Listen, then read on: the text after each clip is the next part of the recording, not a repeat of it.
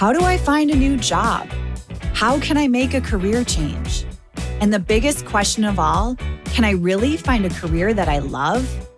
Hey, my name is Jen Smith, and I believe career success doesn't have to be at the expense of living a radiantly happy and healthy lifestyle. As a former HR leader and recruiter turned career coach, I get what companies are looking for when hiring top talent. What that means for you is an unmatched combination of insider knowledge and the best kept secrets about making heart-based career changes and navigating the ups and downs of job searching in today's world of work. Whether you're a recent graduate navigating the job market for the first time or a seasoned professional ready for a career change, this show is for you. So grab your coffee or your kombucha, pull up a seat, and get ready to be challenged and inspired to move beyond your self-doubt and take the right next steps towards landing a career you love. Because you deserve a long, radiantly happy and healthy career. This is the Flourish Careers Podcast. Hello, and welcome back to the Flourish Careers Podcast.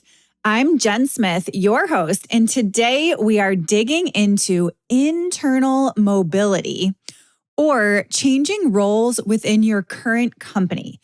This can be a fantastic way to advance your career into a new function while leveraging your existing network, experience, and knowledge. I will tell you that when I worked in corporate and was hiring for roles on my team, it blew my mind how many people didn't know how to pivot internally. And now, working as a career coach, many heart-based professionals don't even consider their current company an option if they want to move into a new role or function, which is totally understandable if the company is no longer a match, although it is a great option if you're ready to work in a new function or a department. This could be a lateral move or a promotion into a new level. So today, I'm going to start with a personal story about making an internal career move. Then we'll discuss advantages from the job seeker's perspective, and then talk through advantages from the employer's perspective. And then we'll wrap up with how to go about an internal career move. So I'm going to share the pitfalls to avoid based on my insider experiences. Okay, let's get to it. So picture this. I kickstarted my career in operations, and after a few years, I had set my sights on the world of human resources.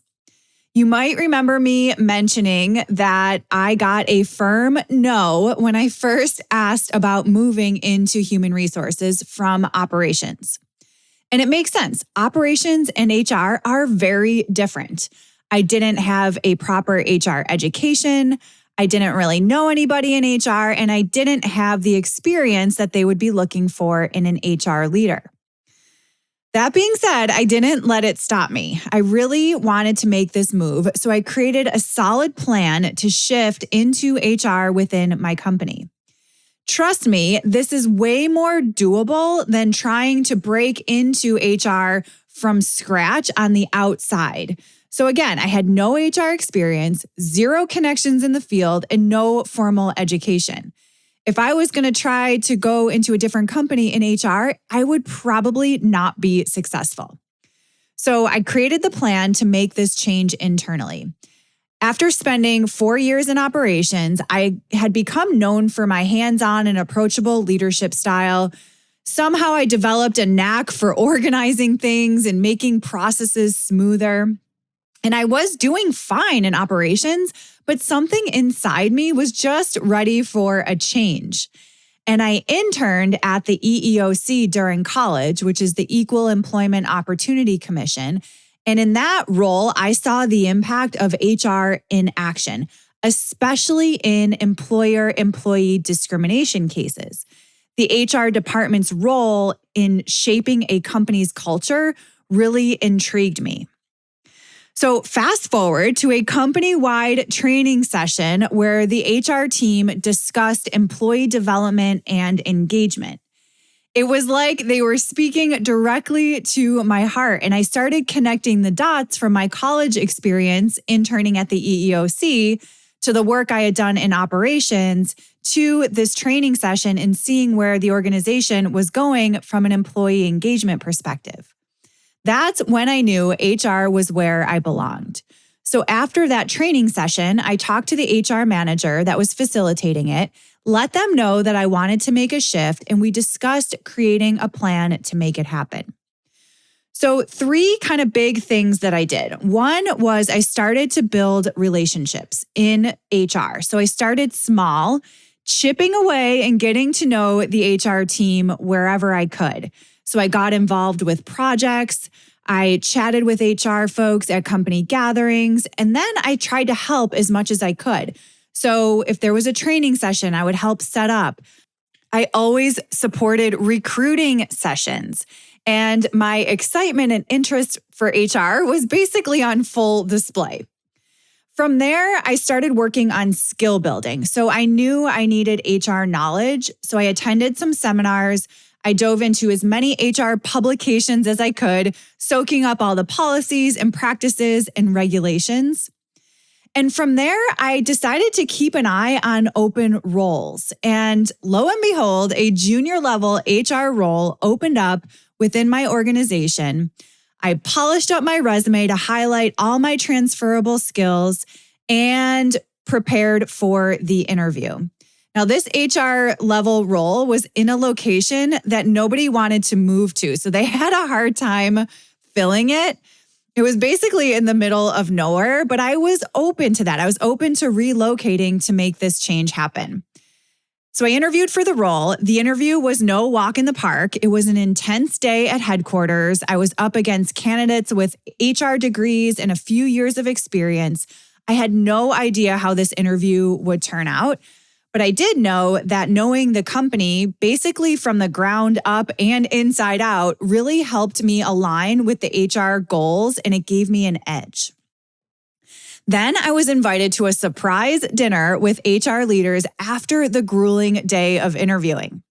So I went to dinner with a few of these HR vice presidents and the head of HR. We sat down and had a drink, and the first thing that happened was the head of HR said he wanted to make a toast and welcome the newest member to the HR team.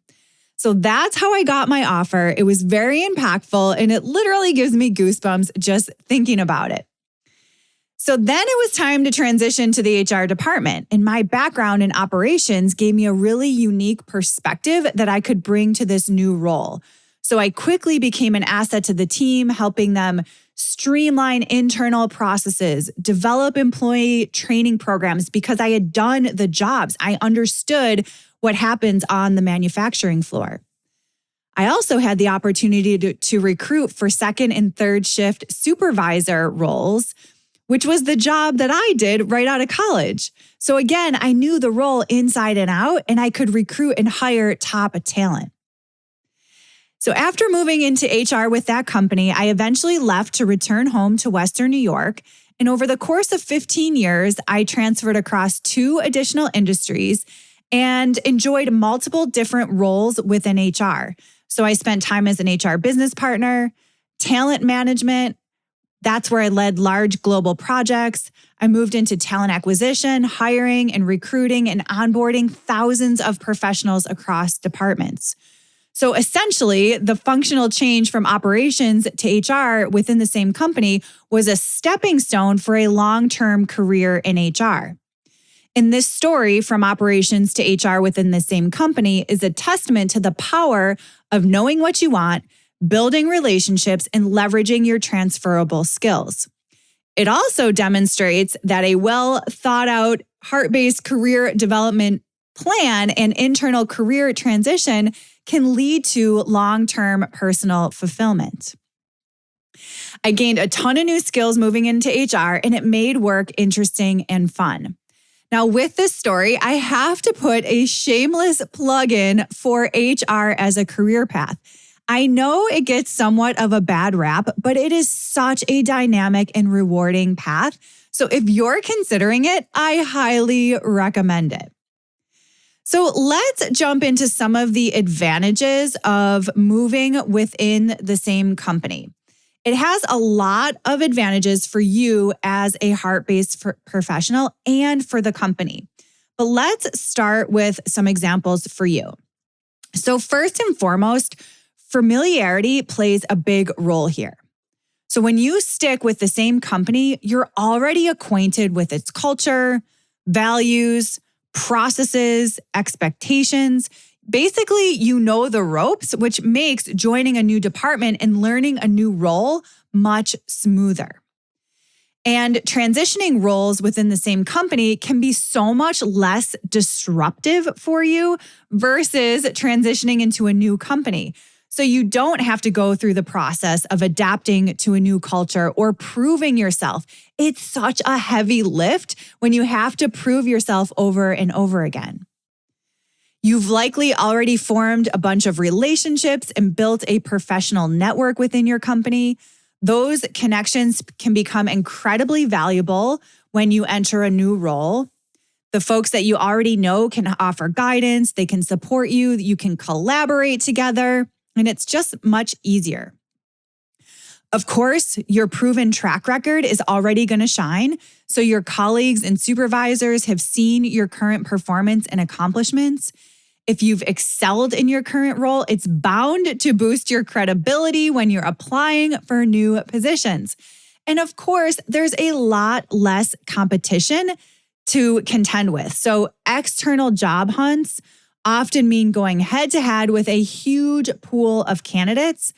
Internally, you're usually up against fewer colleagues, and the reputation that you've already built can be used in your favor.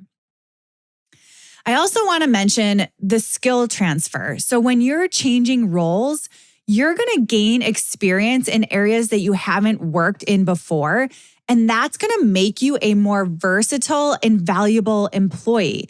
And this can be a huge asset to both you and your company. So you're able to kind of plug and play in different areas, which can be really valuable for you learning new skills and for your company to be able to move around if there's a staffing shortage. There's also an advantage of you knowing the company knowledge. So you've got firsthand insights into company products and services, the different types of customers and initiatives. So this knowledge is like gold when you're transitioning into a different role. You don't have to start from scratch in understanding the business. There's also a sense of security and stability for you. So making an internal move can offer security, especially if the company is going through any kind of changes.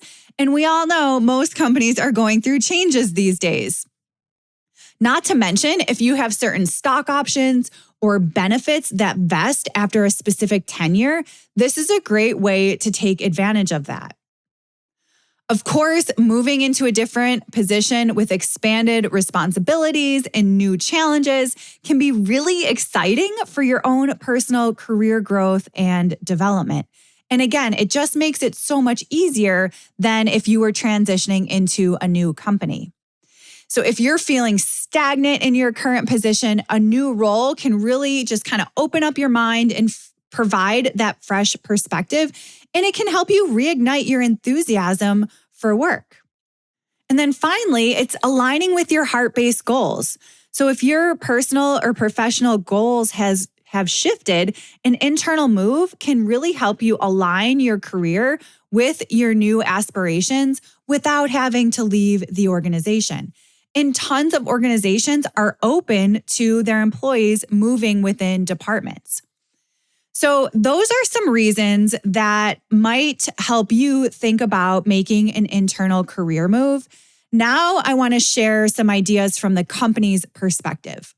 So sometimes I talk with beloved community members who are afraid to talk to their managers about an internal career move.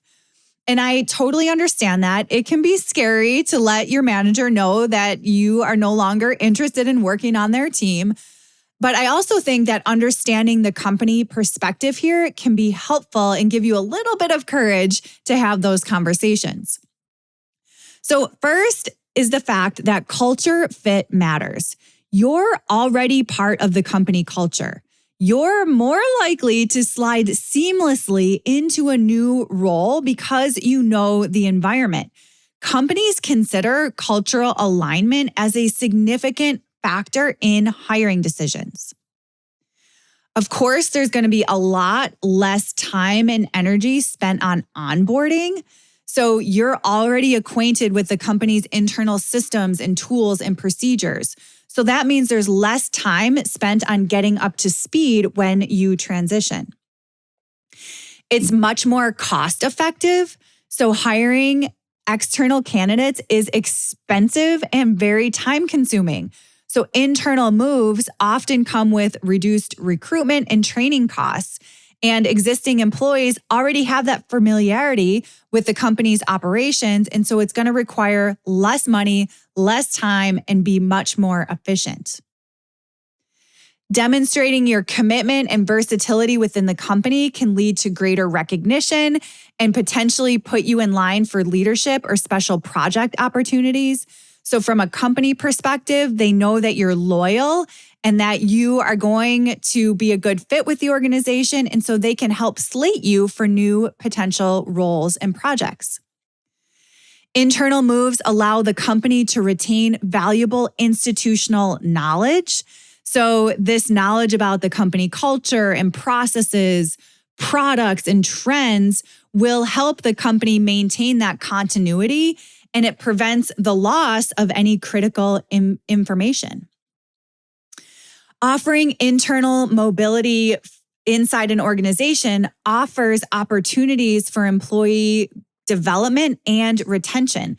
So it signals to employees that the company is invested in their professional growth, which can lead to increased job satisfaction and higher retention rates. Of course, it can be a big boost for morale and engagement when employees see that their hard work is acknowledged and rewarded with new opportunities. It can really boost morale and spread throughout the entire company culture. And then lastly, nurturing an internal talent pipeline is a really strategic move for a company's long-term success. So a lot of companies have robust succession plans, especially for critical roles, and they know that developing employees to take on higher level roles or leadership positions is going to demonstrate their commitment to their people and ensure that key roles are prepared at all times for top talent. So incorporating internal mobility into a company's talent management strategy can bring about these benefits and lead to a more skilled and motivated and loyal workforce. Okay, so now we've talked about the advantages both from an employer's perspective and a job seeker's perspective.